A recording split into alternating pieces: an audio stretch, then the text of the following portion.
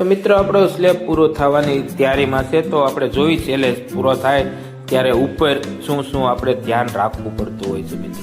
મિત્રો મેં જેમ પહેલા જ કીધું એમ આજ ખેડૂતનો સ્લેબ છે, એટલે ઓનનું બરો આપણે જોઈએ તો માવઠાને કારણે ખેડૂતની આર્થિક રીતે ઘણું નુકસાન થયેલું છે મિત્રો. તો એનું હવે આપણે કોઈ પણ જાતનું એનું નુકસાન નહીં કરીએ મિત્રો, એટલે આપણે આ બધું ધ્યાન રાખી જેથી કરીને એને સંતોષ લાયક કામ દઈ શકીએ મિત્રો. જો આ રીતનું જે થોડો ઘણો માલ પહેલેથી પડ્યો હોય આમ કતરોડીને આ રેડ પાઈ દેવી એટલે વ્યવસ્થિત સ્લેબ સારો નીકળે છે, જેથી કરીને છેલ્લે કંઈ ખરાબ નથી. મિત્રો જો આ હરિયા અમે છે ને પતરું મૂકવાને ઓલે ચેજ વાળ્યા હોય તો એ પછી અમારી જવાબદારી હોય કે એને સીધા કરી નાખે.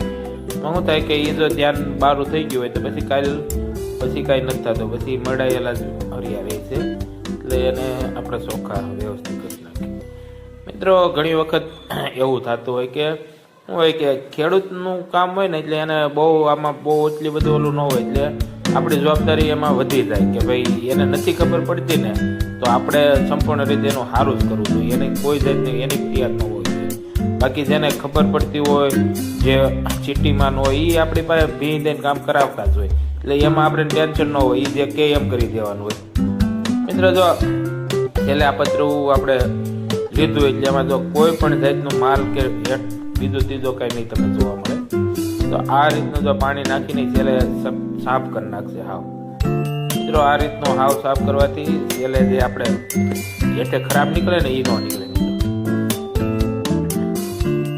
મિત્રો જો આ જે પાઇપ છે લાઇટ, એ પાઇપ શું છે કે આખોથી ત્યાંથી તગારા લઈને હાલ્યા હોય એટલે પાઇપ થોડીક હલી ગઈ હોય, એટલે મિત્રો આપણું ધ્યાન જાય તો એ પહેલાં મિત્રો પાઇપ ફિરકી કરવી પડે, જેથી કરીને ઇલેક્ટ્રોનિકની લાઇટનો વાયર જોડાય એમાં, અગર પાછું એ બહાર રહી જાય તો પ્રોબ્લેમ રહે.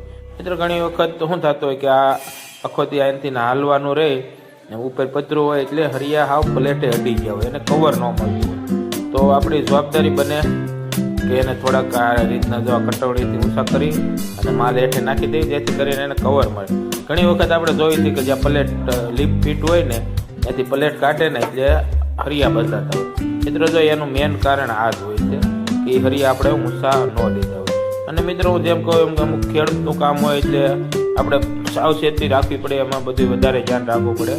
અને આ માવઠાને કારણે બચારા ખેડૂતને આર્થિક નુકસાન થયું છે તો આપણે ન કરવું જોઈએ.